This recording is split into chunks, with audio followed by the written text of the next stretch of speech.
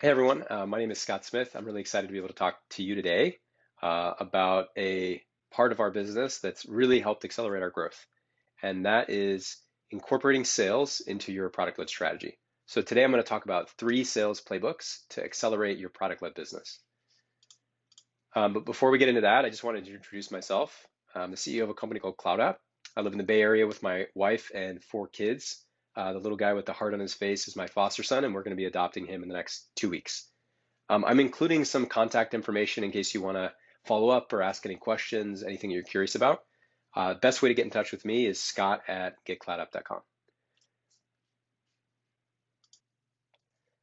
So what's CloudApp? I'll just give you a quick kind of a background on me, just so you understand where this presentation and deck is coming from. Communication really sucks. It's really hard. You have all these different tools that you're using all the time, and most of the people that you're communicating with either don't understand you, or they kind of get what you're saying, or they need a little bit of help. So we built this tool to make it easier. And CloudUp basically is a way of capturing what you see and sharing it with somebody. So if you think about like the whole Spock-Kirk relationship from Star Trek, um, the idea is we want to take what you see and we want to share it directly into the mind of your coworker so that they can immediately understand what you're saying. And you can give so much clear context into exactly the idea or the concept or the problem that you're trying to convey. And basically, we want people to feel the magic of an experience at work powered by CloudApp. So what does it do? You can record your screen, you can take a screenshot, you can annotate it, basically capture visual information, and then share it as a link. So I'm actually recording this right now with CloudApp. And then on the right-hand side, this is just a video example of what the result of a CloudApp link would look like, both the URL below, which you can customize, and then also like the web browser. So basically, you just make a video, you make a screenshot, you make a link, and you share it with somebody into Slack, Jira, all these great tools so that you can communicate really, really clearly. So you can imagine, especially right now with this sort of Corona environment, working remotely, out of office, et cetera, makes it really easy for you. And people really like the product. We've made a really light, easy to use, simple product that's powerful. It helps people and they get more work done. It's also a product that's used by a lot of great companies, and over 91% of the Fortune 1000 uses it. So what am I talking about today? And who am I? So I talked a little bit about who I am. I'm the CEO of a SaaS company that makes an easy to use product to communicate at work. And I'm specifically going to talk about adding sales people or sales process to a product-led freemium business. Many people are making these kinds of businesses now, and there's a lot of different ideas and approaches that you can take. In many cases, people have really, really strong opinions. I think in SaaS, just like in exercise, you have people who are believers and followers in a certain protocol and process that they believe is an absolute must. And in some cases, it's not entirely true.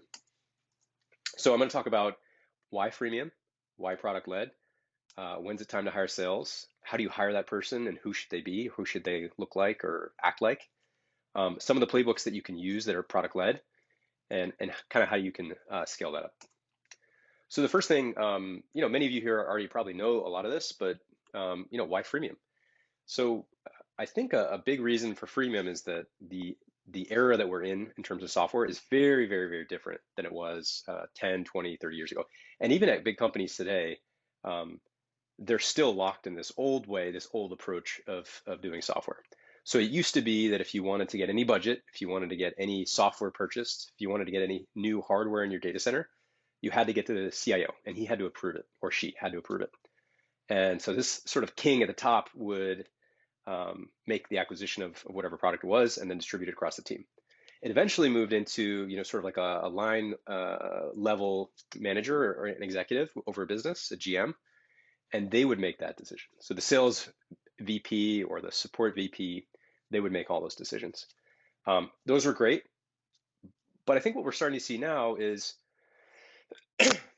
people, like in their homes, there's certain ways that they buy software. And when they go to work, they expect it to be exactly the same. So, you think about the last purchase you made from a software perspective was probably to meet some kind of criteria in which your life would be made easier. Could have been like buying groceries. It could have been playing music more easily. In the software case, it could be like, I hate scheduling meetings. So it could have been like Calendly. So let's talk a little bit about product led. You know, when you look across the market, there's a lot of great companies that are exploding right now. One that we've all heard of is Zoom. And Zoom is probably one of my favorite products. I think right now I kind of have a love-hate relationship with it though, because I'm on like 10, 15 Zoom calls a day, and sometimes it just feels like a little bit too much, especially if I'm surrounded by my kids who are also on Zoom calls. I think we're just all in Zoom calls right now. So Zoom, I love you, and I think we'll get back to loving you even more. But for me, I'm a little bit tired of it. But regardless, it's an excellent product. It's an incredible product. It's made problems with video conferencing so much easier, so much better. In the past, it was just really hard. When I worked at Facebook, we used a bunch of different products. We actually built our own internally eventually. And we first started, there's a number of different video conferencing products you can use, and you have to install a product, and then when you're making a call, the other person has to install something, and then during the call, the call quality would drop. You wouldn't be able to hear them. There'd be an echo. There's so many different problems. Zoom made it so that you could install the product and you could have your call, and you wouldn't even think about the product. You would think about the call, which is awesome. Twilio is another great one. They have an awesome billboard that is frequently around San Francisco that says "Ask your developer."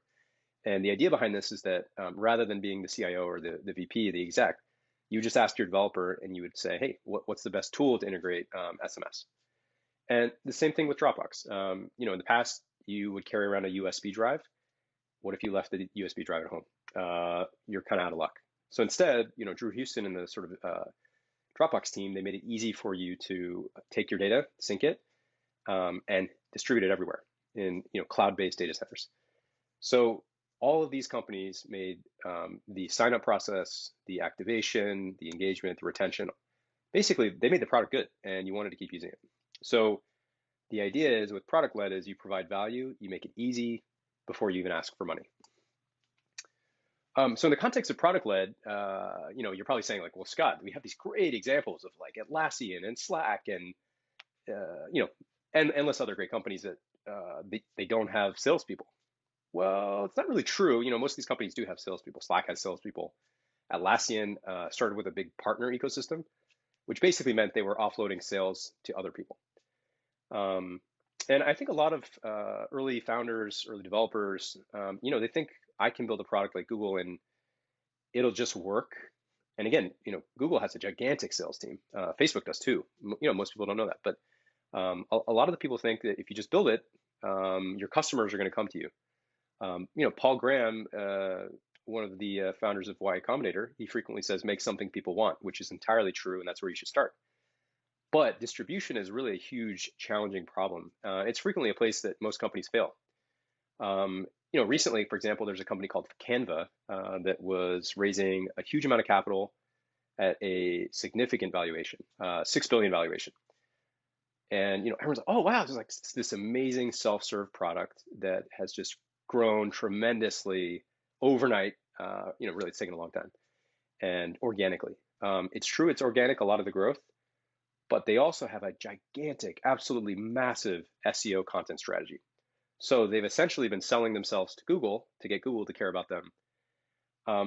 And I think one of the things that I wanted to talk about is in the context of sales, you can't always build it and expect people to come to you. It's like a lemonade stand. If you live in the middle of nowhere and you've got a lemonade stand out there, well, even if you have the best lemons, best lemonade, nobody's coming by.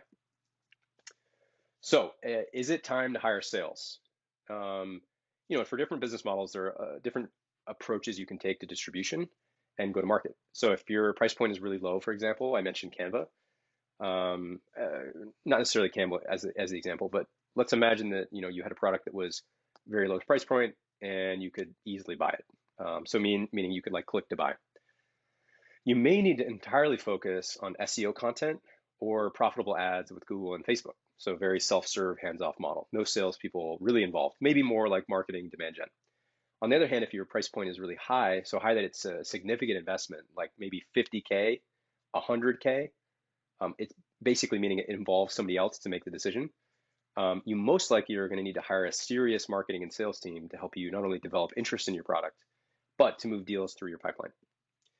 So in the product-led growth world, there are many products like Slack, Atlassian, and SurveyMonkey that can easily be signed up for. There can be a groundswell of employees that are using the product, but eventually there's going to be a process wherein the CIO is like, whoa, who are all these people buying our software? This is crazy. Or why are there all these people using it? And they start to get worried. That might be the time for sales. And salespeople are frequently maligned. People are afraid of them. They don't understand them. When I worked at Facebook, I met lots of engineers who had never met a salesperson, and they thought they were trash.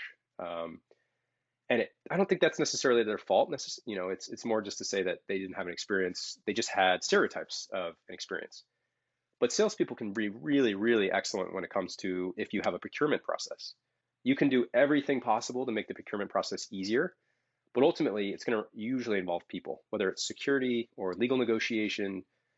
These security reviews are pretty tough. They go back and forth. The sales process you may know a little bit about, and actually they can get pretty complex. There's lots of steps. You need to know different people, different parties. You may or may not have to go on site just to close or start the deal. I mean, I know, for example, at Lucidchart, there are customers who started off very small that became, $500,000, $1 million deal where they were closing $10 to start. Salespeople can also be a great guide for the product. So, really, who do you hire and how do you hire that person? So, as I mentioned, I think a lot of engineers think, Leonardo DiCaprio in the Wolf of Wall Street as the quintessential salesperson.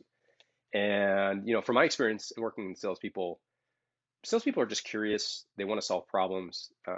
They're hungry. They're learning. They're looking to learn, and they're looking to provide value in whatever way. So the reality is, they look more like these people on the right. Every background, every ethnicity, and they're really wonderful to work with. But sometimes it can be hard to hire them. And one of the things that I experienced when I was interviewing at a company called Parse is the executive team and some of the engineers mentioned that they've been trying to hire salespeople for months. It seemed like months, and I was kind of surprised. I was also a little bit nervous. I thought, well, I guess I'm just going to be another one of those people on this long list of salespeople.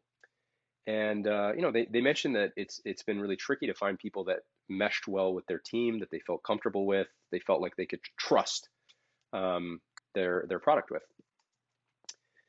And so basically what ends up happening is people develop this idea of what a salesperson can look like, just like I might or you might imagine what an engineer would look like: rock star, ninja, all the buzzwords. Same with salespeople. They know the product really well. They're not very expensive. They can sell huge deals and small deals. They're incredible pitchers. They can build the best team ever. It's the most amazing team, even though they've never managed anybody, so they can just figure it out. They have at least 2 years of experience. And this kind of hire is really, really rare. It's really hard. So again, you're looking for like a unicorn that doesn't exist. So who do you hire? Well, one of the things that I've probably realized over time, and I think you probably have as well with your product, is that when you get people to sign up with your tool, your product, your solution, you get really, really excited, and you care just an immense amount about that person. You can personally remember the people that have signed up, and you start to think like, wow, I need to make sure that these people are taken care of, and like I do a great job with them. So the easiest test for you is to find somebody who cares as much, or at least a reasonable amount, and that you're comfortable potentially buying from. So hire somebody you would buy from. So talking a little bit more about how product led and sales meet together, they do. I just wanted to kind of walk through a couple quick playbook ideas, and really make it easy to understand what it is to be product led in a sales environment. So old school way was come to our page, click contact us, and do webinars, and maybe buy some leads. Glenn Gary, Glenn Ross got the good leads. In the product-led world, you've got things like number of people who are at the company using the product qualified leads, people who use the product and might have a high title. You also have things like using NPS to follow up on users and try to engage with them. You also have a huge community of people who are using your product potentially that you might want to tap into. So what I wanted to do was just talk about 3 examples that I think might be really useful for you in the context of a product-led growth world. So product-led growth playbook number 1. If you're not already doing this, I highly recommend it, which is to implement and start using a NPS tool. You can use an NPS tool. You can use a survey tool, like you could use Typeform. You could use FormStack to build your own, send emails out and just ask, hey, what do you think of our product? You can also use products like Delighted or Qualtrics and SurveyMonkey and many others. And basically all you're doing is saying, hey, would you recommend our product to a friend? and they can say basically, from 0 to 10, whether or not they would or they will. And it's an amazing experience. You get so much incredible feedback that you would not have if you had directly asked them. It's a really strange thing. It's like if you ask somebody how they're feeling today, they'll say great. But if you ask them to like fill out a pseudo-anonymous form that they're not sure is actually going to get back to them, they're going to tell you more. So the idea not is, with NPS is you're getting more real, authentic, raw feedback that is actionable, which is incredible.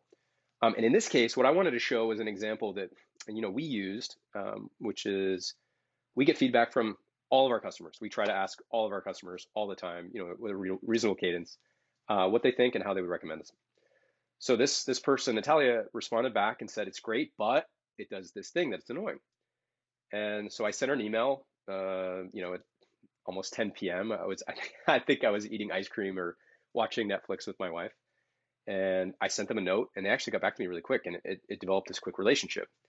And interestingly enough, these relationships can really develop. We actually, just as an aside, we were able to take an NPS feedback score just like this one and turn it into our second biggest customer with our biggest deal initially ever at the company, literally by just responding back with cold email. Playbook number 2.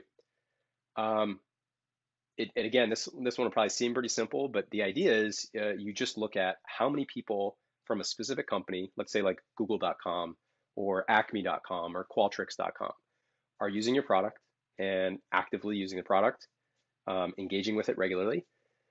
And you start to track this. So in our case, what we did was we, write a SQL query, we put it into a spreadsheet, and then we track our outreach to those people, those active users. And over time, what we start to realize is this company is never going to buy from us. This company, I think we have a shot. Wow, this company, we're making real progress. And as you do this over time, you start to develop an understanding of the types of companies, the size of the company that might be interested. And you also realize a lot of companies that you can't sell to, at least directly. So a lot of these, for example, are like, domains that are free email addresses. Companies like Slack call them like social emails, which is like Gmail, Yahoo. It's not to say they don't matter. It's more to say that like it doesn't represent an organization you can sell to. So this is a really great one, and I'd highly recommend it if you haven't already. Find out how many people are using your product at a domain, and then start to think about them as a target. The higher number of active users at a company, the potential higher number, higher in terms of revenue, if they're the right type of company. Playbook number 3. So this one at its face will probably seem pretty easy, but just to give you a little context, I wanted to share an anecdote about my time at Parse. Parse was, again, like a Y Combinator startup that I worked at when I was earlier in my career. It was incredible. One of the best, easiest, fastest developer products in the world. And we had a lot of people trying it every day. We had about 1,000 initially, and then it grew over time, signing up for and using the product. And like me as a sales guy, recently joined, working with a bunch of engineers, I felt immense pressure and stress to figure out a way to like develop revenue from those leads or from those signups. And when you look at the signup list, it's basically all Gmail addresses, just all of them. And occasionally you'd see like an @disney.com or you'd see like an @salesforce.com. And we'd see this list of people and sort of get overwhelmed. Like, how are we going to turn this into revenue? We just sort of like hope. We reach out to everybody. We weren't really sure. Fast forward 4 or 5 years later, and I'm working at Cloud App, and I start hearing about a bunch of different tools other companies are using. So I had friends that worked at Segment. I had friends who worked at GitLab. And they mentioned, companies like Clearbit, for example. You throw your emails into this magical tool. They take an email address and turn it into like, hey, this is actually the CEO of one of your customers, or it's the CEO of a company that you're trying to sell to. The next thing we would do after we got the email address and a little bit about the company is we started to think about who was buying our product historically, who looked like a good potential target customer. And we made a simple lead score. Maybe education and health and medical were not great targets for you, but other types were. And so in those cases, we made a very simple lead score within Salesforce, which we were using as our CRM. And then from there, we would basically set up some rules in another product that we were using called Outreach. Outreach is an amazingly excellent tool that helps you automate a lot of the sales process that you would normally have to do manually. Which I wish I had when I was, brand new out of college. But Thanks for making it, guys. And basically what you could do is you could say, all right, if the lead score is like an A or a B on your spectrum of quality of lead scores, you would trigger an email that you put together. And in the case of the email, which I'm happy to send and share templates for, literally the template was like subject, quick question. And then the body of that was like, hey, I saw that you signed up for the product, would love to talk to you about it, walk you through a demo, etc. And then 3 days later, you'd send a simple reply that said, hey, just wanted to follow up. And anecdotally in our case, we would go from like literally when we implemented this, 0 demos a week to like 70 demos a week.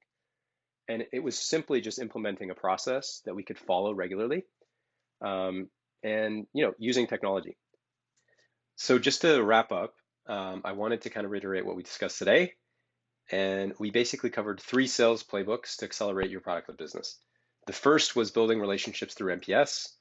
You can use great products from lots of different companies. CloudUp we use Delighted. And basically what you can do is every time you get an NPS score, you can connect with the person if it's relevant and important for you, if they're a target company, a customer that needs help, and you can find ways to build deeper relationships that potentially may lead into opportunities to grow your business. The second one is very simple. It's keep track of how many people are using your product at different companies and use that as a way to potentially prioritize how you will sell into that business or sell into that company. The third one is automating your sales demos with lead scoring. So if you're getting lots of signups, lots of different emails every day that come into your product, you can use tools like Clearbit to enrich those emails.